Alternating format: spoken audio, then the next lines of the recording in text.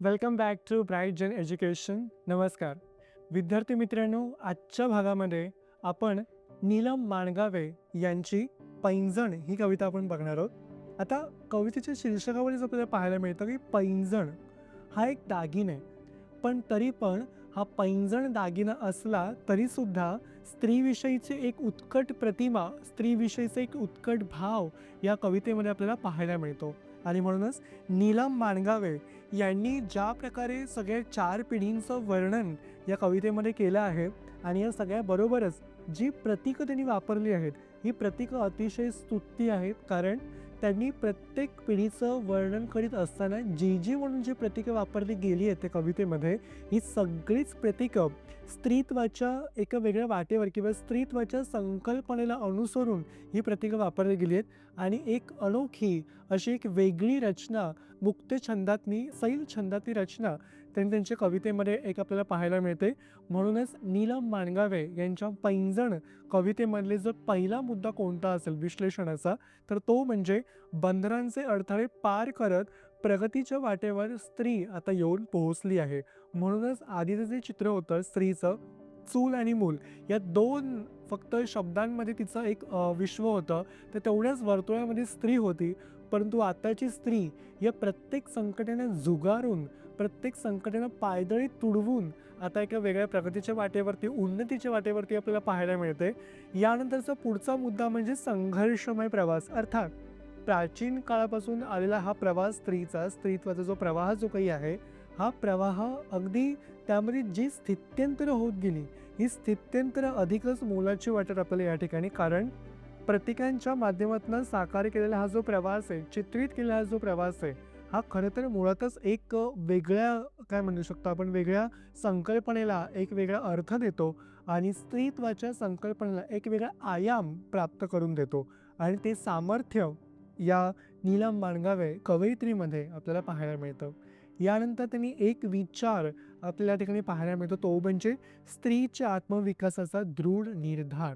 म्हणजेच काय तर आत्मविकास, आत्मभान, स्त्रीला जे भान येत गेलं त्या भानातनं, आत्मभानातनं आत्मविकासाची जाणीव स्त्रीला होत गेली आणि त्यातनं दृढ निर्धार म्हणजेच काय तर संकल्पाची पूर्ती.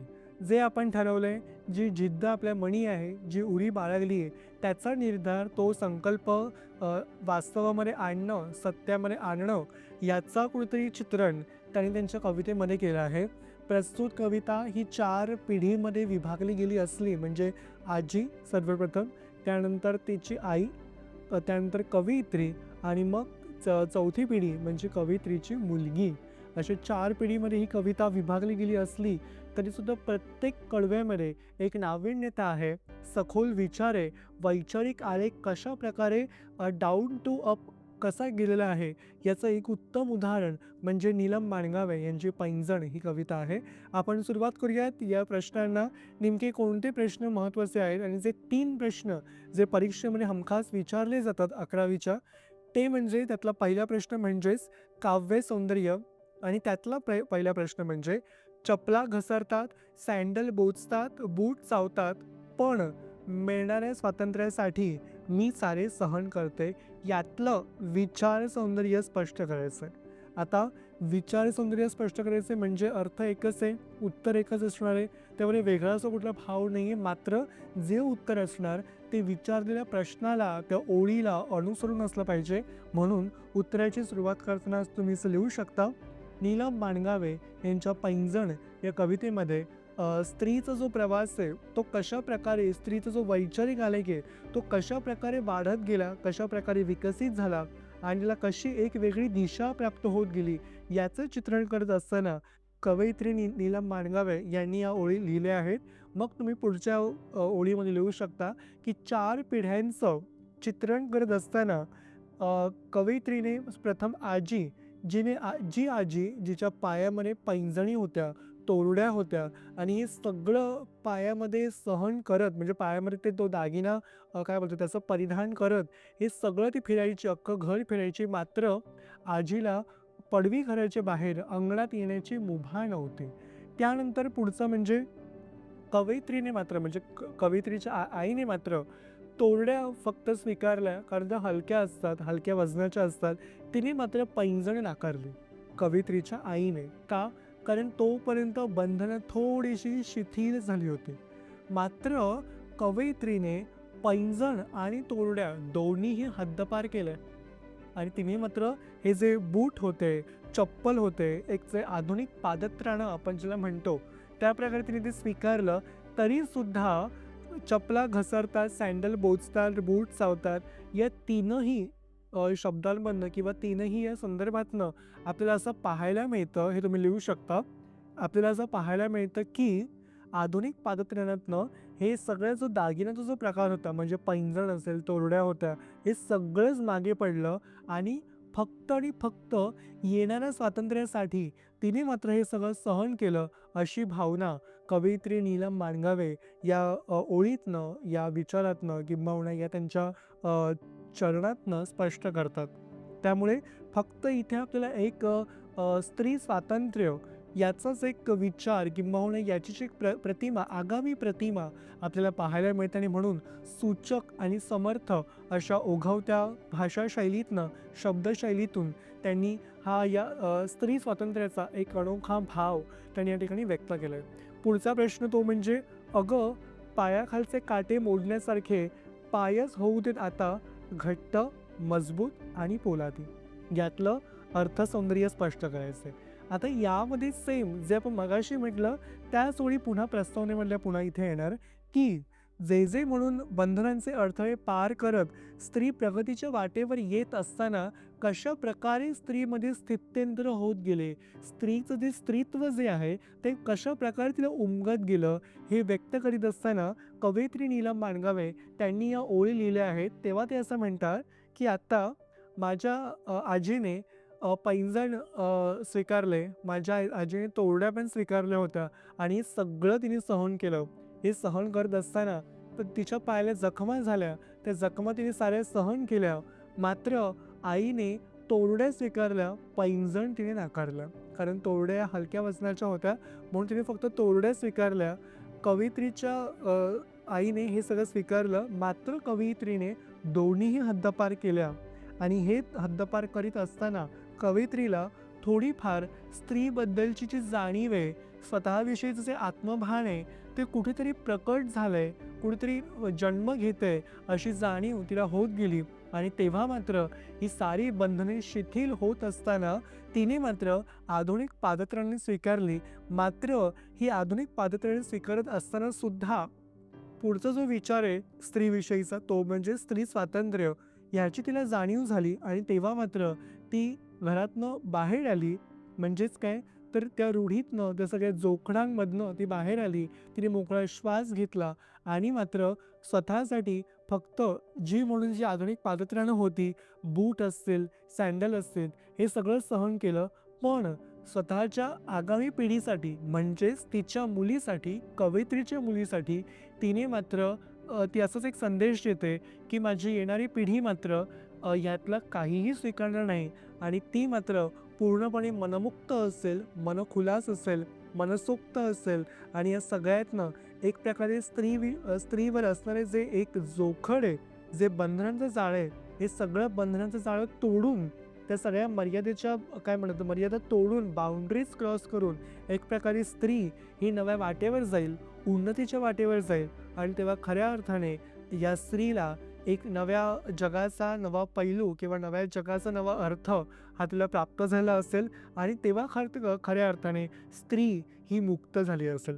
असाच एक आशय या ठिकाणी व्यक्त होतो. आणि हा आशय व्यक्त करीत असताना ती असंही म्हणते पुढे की यापुढे जे म्हणून स्त्रीवरचे जे अत्याचार असतील, जे जुलूम असतील, जे अन्याय असतील, हे सारं तू झुगारून लाव आणि त्यासाठी तुझे पाय मात्र बळकट कर.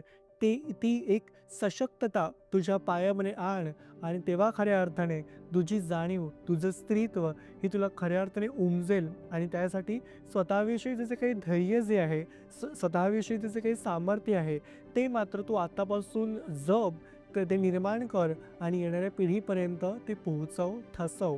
असंच एक आशय यातनं व्यक्त होतो. शेवटचा अतिशय महत्त्वाचा प्रश्न तो म्हणजे आजीच्या आणि आईच्या कौटुंबिक वातावरणात जाणवलेला फरक कोणकोणत्या प्रतीकातनं वर्णन केलं आहे ते स्पष्ट करा. आता मगाशीच जे आपण बघितलं की 4 पिढ्या, सर्वप्रथम तिची आजी, मग कवयित्रीची आई, स्वतः कवयित्री आणि मग तिची मुलगी, अशा 4 पिढ्यांमध्ये ही कविता विभागलेली आहे. मग तुम्ही लिहू शकता की प्रस्तुत कविता पैंजण ही प्रस्तुत कविता 4 पिढ्यांमध्ये कवयित्री नीलम माणगावे यांनी विभागलेली आहे, अधोरेखित केली आहे. ही कविता अधोरेखित करत असताना जी जी प्रतीकं म्हणून त्यांनी वापरलेली आहेत ती अर्थात तितकीच स्तुत्य आहेत, तितकीच नाविन्यपूर्ण आहेत आणि तितकीच वाखाणण्याजोगी आहेत. मग तुम्ही लिहू शकता उत्तराची सुरुवात. हे लिहून झाल्यानंतर पुढचा परिच्छेद जो असणार आहे तो असा असणार आहे की ज्याप्रमाणे आजी ही एक घरातली एक म्हणतात की जे म्हणून आपल्या मनावरचं जे बंधन आहे ते फक्त सहन करायचं, झेलायचं. मग त्यासाठी तिने पैंजण, तोरड्या हे सगळं तिने पायात तिच्या घातलं. हे पायात घालून ती अख्खं घर फिरायची. मात्र माझघर, स्वयंपाकघर ते माझघर एवढंच काय ते तिचं विश्व होतं. अंगणात मात्र तिला प्रवेश नव्हता, कारण ती त्या बंधनामध्ये होती. यानंतरची पुढची पिढी म्हणजे कवयित्रीची आई. तेव्हा ती असं म्हणते, कवयित्रीच्या आईने मात्र हलक्या वजनाच्या तोरड्या, हे प्रतीक आहे त्याचं, हलक्या वजनाच्या तोरड्या तिने स्वीकारल्या, पैंजण मात्र तिने नाकारलं. का? कारण ती कवयित्रीची आई ज्या वेळेला बंधने शिथिल होत गेली आणि ती राणीसारखी संपूर्ण घरामध्ये फिरू लागली आणि ज्या आजीने जखमांकडे, ज्या जखमा आजीच्या पायातनं यायच्या किंवा जे रक्त यायचं, पाय फाटायचे, जे चिघळायचे, हे सगळ्या जखमांवर आजीने मात्र उबदारपणे तिच्यावरती मलमपट्टी केली, फडके बांधून त्या जखमा बांधून ठेवल्या. मात्र कवयित्रीच्या आईने या जखमा बांधल्या नाहीत, तर त्या जखमांकडे दुर्लक्ष केलं. यातनं हे समजतं की स्त्रीचं जे भान आहे ते कशा प्रकारे तिला येत गेलं याची प्रक्रिया आपल्याला या ठिकाणी पाहायला मिळते. आणि म्हणूनच कवयित्रीचे जे आईचं जे वेगळं विश्व होतं ते हेच होतं की कवयित्रीच्या आईच्या जे म्हणजे तिथपर्यंत सारी बंधने शिथिल झाली होती, थांबली होती आणि आता मात्र स्त्रीची प्रगतीची नवदिशा, तिचं होणारं स्थित्यंतर या वाटेपासून सुरू होतं. त्याचं प्रतीक म्हणजे हे आहे की कवयित्रीच्या आईने हलक्या तोरड्या फक्त स्वीकारल्या होत्या, मात्र स्वतः कवयित्रीने हे सारं दोन्ही हद्दपार केलं आणि स्वीकारलं, ते म्हणजे आधुनिक पादत्राणं, ज्यामध्ये बूट, सँडल्स, चपला हे होतं. आणि म्हणूनच या सगळ्यानंतर आपल्याला हेही या ठिकाणी जाणवतं की जो फरक कशा प्रकारे होत गेला, जे जुलूम, अत्याचार, अन्याय, एका प्रकारे स्त्री ही फक्त चूल नी मूल या एवढ्या 2 शब्दांमध्ये फक्त विभागली गेली होती, ती स्त्री जेव्हा तिला आत्मभान येत गेलं, जेव्हा तिच्याविषयीचा जो आत्मसन्मान याची जाणीव तिच्यामध्ये जेव्हा बळावू लागली, तेव्हा खऱ्या अर्थाने स्त्रीचं स्त्रीत्व हे जन्म घेऊ लागलं, जागं झालं. आणि त्याच्यानंतर मात्र कवयित्रीच्या पुढच्या पिढीने, म्हणजेच कोण, तर तिच्या मुलीने मात्र हे सारं स्वीकारू नये यासाठी तिने मात्र हे सगळं सहन केलं. आता मात्र स्त्री ही पूर्णपणे प्रगल्भ झाली आहे, तिला मात्र याची पूर्णपणे जाणीव झाली आहे. आणि आत्ता ही जी 4 प्रतीकं जी आहेत, या 4 प्रतीकाच्या शेवटी मात्र एकच अर्थ किंवा एकच आशय आपल्याला प्राप्त होतो. तो एकच, तो म्हणजे आता मात्र सारे अत्याचार, जुलूम, अन्याय हे सगळं पायदळी तुडवून लाव आणि खऱ्या अर्थाने पूर्णपणे तुझे पाय आता मोकळे कर, तुझे पाय आता मजबूत कर.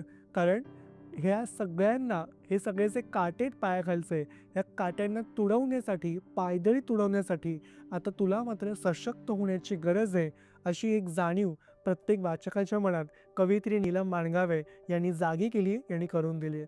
असंच एक सूचक आणि ओघवते शैलीमधला हा भावार्थ प्रत्येक स्त्रीच्या मनाचा एक हुंकार आहे असं म्हणायला हरकत नाही. अशा प्रकारे आपण हे जे 3 महत्त्वाचे जे प्रश्न होते हे आपण या ठिकाणी पाहिले. वळूयात पुढच्या पाठाकडे. तोवर धन्यवाद.